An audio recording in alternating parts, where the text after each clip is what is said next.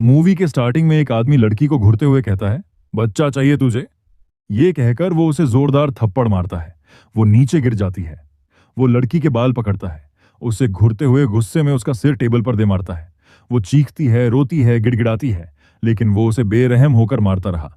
वो भागने की कोशिश करती है, लेकिन वो उसे ऊपर सीढ़ियों पर ले जाकर कहता है, बच्चा चाहिए था ना तुझे, जा ले ले बच्चा, और उसे सीढ़ियों से धक्का दे देता है। इसके बाद ये सीन यही कट होता है। पुलिस ऑफिसर विद्या के पास कॉल आता है कि पड़ोस में एक पति अपनी पत्नी को मार पीट रहा है। विद्या तुरंत जांच करने पहुंचती है। वहां उसे सौम्या और उसकी मां मिलती हैं। दोनों कहती हैं कि ऐसा कुछ नहीं हुआ, सब ठीक है। लेकिन विद्या को सौम्या के माथे पर चोट का निशान दिखता है। जब वह पूछती है तो सौम्या कहती है, ये तो बस ऐसे ही टकरा गई थी। सौम्या का पति ध्रुव है, जो पैराग्लाइडिंग जैसे एडवेंचर स्पोर्ट्स करवाता है। उसके पिता बहुत अमीर हैं, पैसे की कोई कमी नहीं। विद्या जब ध्रुव से मिलती है तो उसे शक होने लगता है कि शायद यही अपनी पत्नी को मारता होगा। विद्या सौम्या पर नजर रखने लगती है। सौम्या और उसकी मां का एक स्टोर था। वही विद्या को चौंकाने वाला सच पता चलता है। वहां सिर्फ एक नहीं बल्कि दो सौम्या मौजूद थी। विद्या हैरान रह जाती है। ये तो सीता गीता वाली कहानी लग रही है। विद्या तो तुरंत दुकान से बाहर निकल जाती है। वो अपने कांस्टेबल को कॉल करके कहती है, हम क्यों पड़े सीता और गीता के चक्कर में। तभी सौम्या की माजी आकर सच्चाई बताती हैं। असल में वही थी जिन्होंने कॉल करके शिकायत की थी। वो एक पौवा मारती है। फिर वो कहती है, ध्रुव सौम्या को बहुत मारता है। लेकिन सौम्या ये बात आपको कभी नहीं बताएगी, क्योंकि वो अपनी जुड़वा बहन शैली से हारना नहीं चाहती। कहानी अब फ्लैशबैक में जाती है।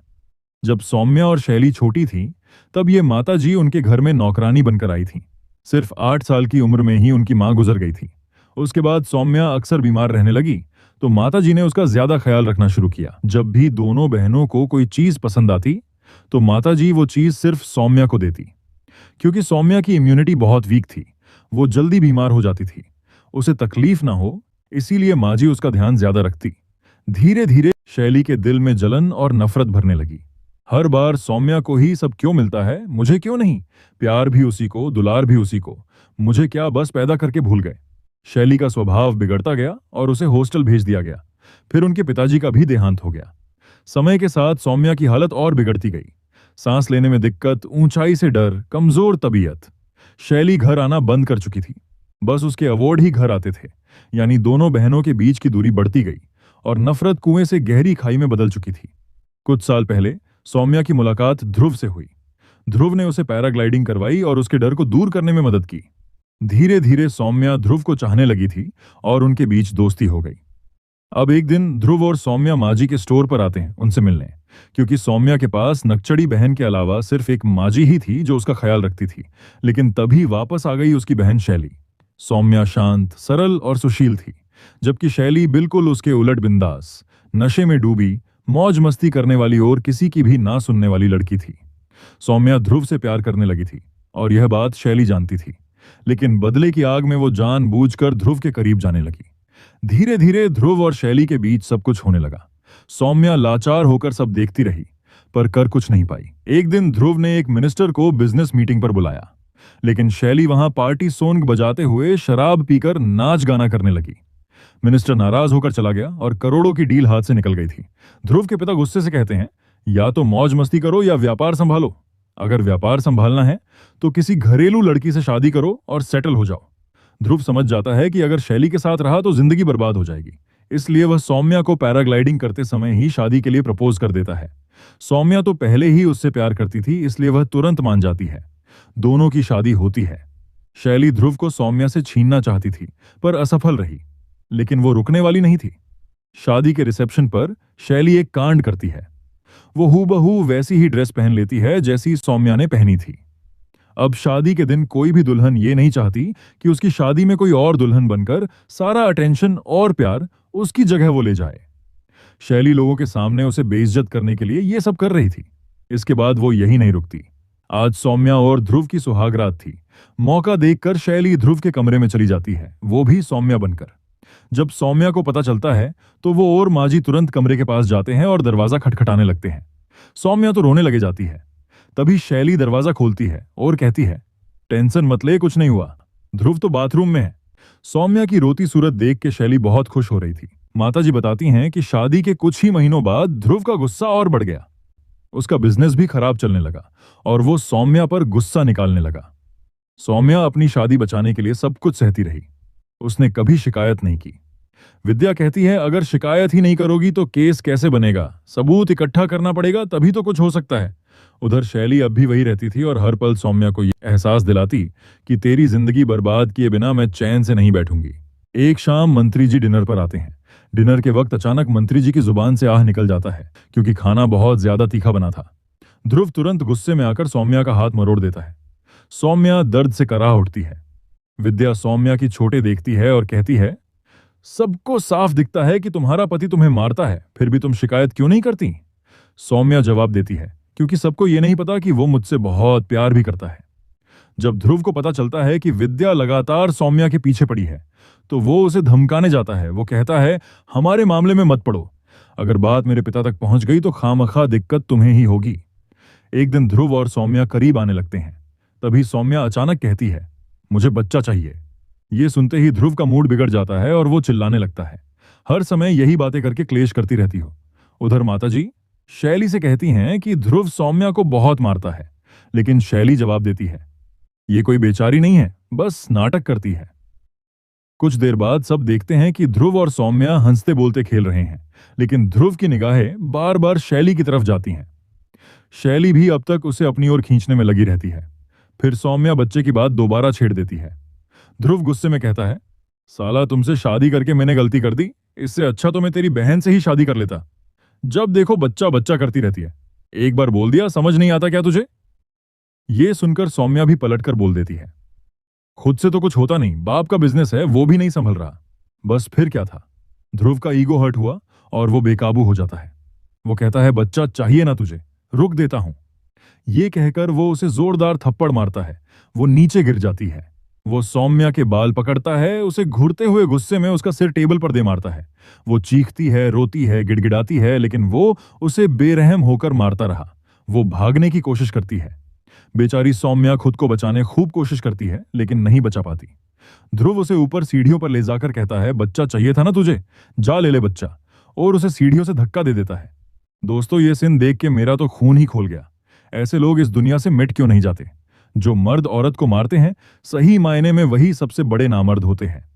अब सौम्या को इतना मारने के बाद वो अधमरी सी हो चुकी थी। सौम्या की हालत देखकर वो कहता है, आखिर तुम ऐसा क्यों करती हो? तुम्हें पता है ना मेरा गुस्सा तेज है, तो क्यों दिलाती हो मुझे गुस्सा? ध्रुव फिर उसी हालत में सौम्या को छोड़कर चला जाता है। सौम्या का पूरा शरीर चोटों से भर चुका था। रोते हुए उसे अपनी मां की बहुत याद आती है। वो उनकी पुरानी साड़ी पहनकर उनके जैसे सजने लगती है। विद्या रास्ते में उसकी हालत देख लेती है। वो कहती है, ऐसे तो ये नहीं बचने वाली। विद्या को बहुत तरस आ रहा था सौम्या की हालत देखकर। माताजी ध्रुव को धमकाती हैं। गुस्साते हुए कहती है, अगर दोबारा मेरी बेटी को हाथ लगाया तो सीधा थाने लेकर जाऊंगी। ध्रुव हंसते हुए कहता है, जा लिखवा दे रिपोर्ट। मैं भी बता दूंगा कि तेरी बेटी कितनी दवाइयां खाती है, कभी स्ट्रेस, कभी डिप्रेशन, कभी एंजाइटी। क्या पता खुद ही कुछ कर बैठे। लोगों को लगेगा बेचारा पति फंस गया एक पागल बीवी के साथ। जब शैली सौम्या की हालत देखती है तो कहती है, छोड़ क्यों नहीं देती उसे तू? लेकिन सौम्या उसे नजरअंदाज करते हुए चुपचाप मां की तस्वीर साफ करती रहती है। मारपीट के बारे में शैली ध्रुव से पूछती है। ध्रुव कहता है, मैंने सौम्या को नहीं मारा, वो खुद ही सीढ़ियों से गिर गई थी। पहले खुद गुस्सा दिलाती है, फिर ड्रामा करती है। ये सब तुम तो मुझसे ज्यादा अच्छे से जानती हो। अगले दिन विद्या दोनों को बुलाती है। वो सौम्या से कहती है, अब सच बोलो, क्या तुम्हारा पति तुम्हें मारता है? लेकिन सौम्या कहती है, हमारे बीच सब ठीक है, हम तो बच्चा प्लान करने वाले हैं। ध्रुव भी तुरंत हामी भर देता है, क्योंकि उसे पुलिस के लफड़े में नहीं पड़ना था। फिर आता है होली का दिन। सौम्या ध्रुव से कहती है, जैसे पैराग्लाइडिंग के दौरान तुमने मुझसे शादी के लिए पूछा था, वैसे ही कल भी करो। सब कुछ नए सिरे से शुरू करते हैं। अगले दिन ध्रुव होली में शैली के साथ नाच गाने में मग्न रहता है। तभी सौम्या उसे अलग ले जाती है। कुछ देर बाद खबर फैलती है, दोनों ब्रिज से पैराशूट पर लटके हुए हैं। किसी तरह उन्हें बचा लिया जाता है। लेकिन सौम्या पुलिस को सब सच बता देती है, ध्रुव ने मुझे जान से मारने की कोशिश की। ध्रुव को गिरफ्तार कर जेल भेज दिया जाता है। अब मामला कोर्ट तक पहुंचता है। विद्या प्रण लेती है कि वो खुद ही सौम्या का केस लड़ेगी और उसे इंसाफ दिलाएगी, क्योंकि इस बार मामला घर की चारदीवारी से बाहर आ चुका था। लोगों ने सब कुछ देखा और फोन में रिकॉर्ड भी किया। इस बार ध्रुव आसानी से नहीं बच सकता था। कोर्ट में विद्या का पक्ष साफ है। ध्रुव सौम्या पर घरेलू हिंसा और अत्याचार करता है, जबकि ध्रुव का कहना है कि सौम्या खुद नाटक करती है और तो और खुद को चोट पहुंचाती है। सौम्या गवाही देती है, होली वाले दिन जब हम पैराग्लाइडिंग कर रहे थे तो बच्चा करने की बात पर झगड़ा हुआ। ध्रुव ने मेरी सेफ्टी हार्नेस खोल दी। सौम्या के चाचा जी भी गवाही देते हैं, हाँ ध्रुव उसे मारता था, लेकिन हम घर का मामला समझकर चुप रहे। माँ जी भी ध्रुव के खिलाफ गवाही देती हैं, लेकिन ध्रुव का वकील सौम्या की दिमागी हालत पर सवाल उठाता है। वो दवाइयां खाती है, बीमार है, कभी भी कुछ कर सकती है, उसकी दिमागी हालत ठीक नहीं है, दोष उसी का है, ना कि ध्रुव का। विद्या जब ध्रुव से सवाल करती है तो वो कहता है सौम्या ने खुद ही हार्नेस खोली थी। विद्या जवाब देती है, आपने खुद बताया था कि सौम्या को ऊंचाई से डर लगता है, उसे पैराग्लाइडिंग आती ही नहीं, तो फिर वो खुद हार्नेस कैसे खोल सकती है। विद्या ने कहा, केस अब बिल्कुल साफ है। ध्रुव को गुस्से की आदत थी और उसका मन अपनी पत्नी से भर चुका था। इसी वजह से वो फिर से शैली के साथ चक्कर चलाने लगा। जिस दिन बच्चे की बात हुई उस दिन भी ध्रुव को गुस्सा आया और उसने सौम्या को मारने की कोशिश की। वो चाहता था कि सबको लगे कि यह एक हादसा है और उसे छुटकारा मिल जाए, लेकिन उसे यह नहीं पता था कि इस बार सौम्या चुप नहीं बैठेगी। ध्रुव हरियाणा से था और वहां भी उसके खिलाफ कई मारपीट के केस दर्ज थे। सबूत और गवाहों को देखते हुए कोर्ट ने उसे 13 साल की सजा सुनाई। विद्या को खुशी हुई कि आखिर उसने सौम्या को इंसाफ दिला दिया, लेकिन तभी विद्या नोटिस करती है कि शैली सौम्या को कुछ इशारा करती है और फिर वहां से चली जाती है। विद्या को शक होता है कि यह केस जितनी आसानी से सोल्व हो गया है उतना आसान असल में है नहीं। उसे एहसास होता है कि मां बेटी कुछ छुपा रहे हैं। दरअसल यह घरेलू हिंसा का केस हत्या की साजिश में बदल गया था और सजा 3 साल की जगह 13 साल कराई गई। कहानी अब फ्लैशबैक में जाती है। उस समय जब सौम्या अपनी मां की फोटो साफ कर रही थी तभी शैली वहां आती है। सौम्या पत्थर से अपनी उंगली तोड़ रही थी और बड़बड़ा रही थी, सब मेरी गलती है, मां को मैं बचा नहीं पाई, पापा को सजा मिलनी चाहिए थी, अब ध्रुव भी मुझे मार डालेगा। दरअसल दोस्तों, सौम्या की मां को भी उसका पति बहुत मारता पिटता था। एक दिन बात हद से ज्यादा आगे निकल गई और ज्यादा मारपीट के कारण उसकी मां मर गई थी। अब शैली कहती है, तुम उसे छोड़ क्यों नहीं देती। सौम्या बहुत ही अलग तरीके से बिहेव करने लगी।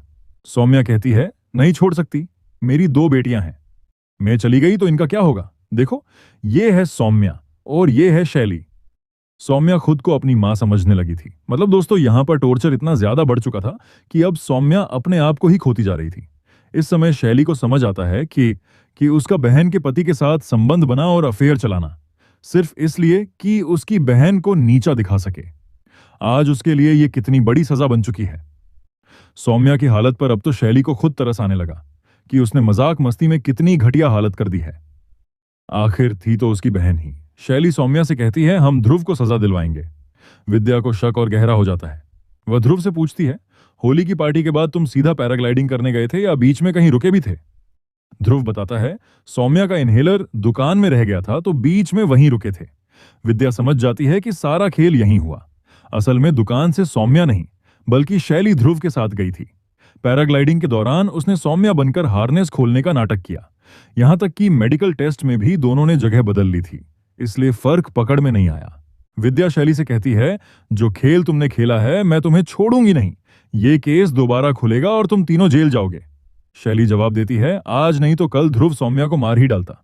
4 दीवारी के अंदर सब होता था, कोई सबूत नहीं था हमारे पास, इसलिए ये प्लान बनाया। हमने वही किया जो सही लगा, अब आप भी वही करें जो आपको सही लगे। बाद में केस खुलता है और शैली मान लेती है, मैं गुनहगार हूं, अपनी मां की मौत की गुनहगार। मेरे पिता मेरी मां को पीटते थे और उसी हिंसा ने उनकी जान ले ली। तब सबने देखा पर कोई बोला नहीं। घरेलू हिंसा में गलती सिर्फ आदमी की नहीं होती, गलती उन सबकी होती है जो चुप रहते हैं। शैली आगे कहती है, मेरी मां खुद के लिए नहीं लड़ पाई, लेकिन मेरी बहन लड़ी और मुझे उस पर नाज है। मैंने गुस्से और जिद में उसका साथ नहीं दिया, इसके लिए मुझे माफ कर देना। यह सुनकर विद्या केस वापस ले लेती है। उसे समझ आता है कि भले ही ध्रुव को सजा गलत तरीके से दिलाई गई हो, लेकिन सजा सही इंसान को मिली है। दोनों बहनों के बीच जो मनमुटाव था वो अब खत्म हो जाता है। तो दोस्तों, इसी के साथ इस मूवी की एंडिंग हो जाती है। तो दोस्तों, ये थी दो पति फिल्म की कहानी, जहां 2 बहनों की चुप्पी ने सब कुछ सहा, लेकिन आखिर में आवाज उठाकर सच की जीत लिखी। याद रखिए, जब भी औरत खामोशी तोड़ती है तो सबसे बड़ा तूफान खड़ा हो जाता है। दोस्तों, अगर इस कहानी ने आपको छुआ है तो वीडियो को लाइक और शेयर करना मत भूलिएगा। और हाँ, सुपर स्पीड सिनेमा से जुड़े रहिए, क्योंकि यहां हर फिल्म सिर्फ कहानी नहीं बल्कि एक एहसास बनकर आपके दिल तक पहुंचती है। हम फिर मिलेंगे अगली फिल्म की सच्चाई के साथ। तब तक के लिए धन्यवाद।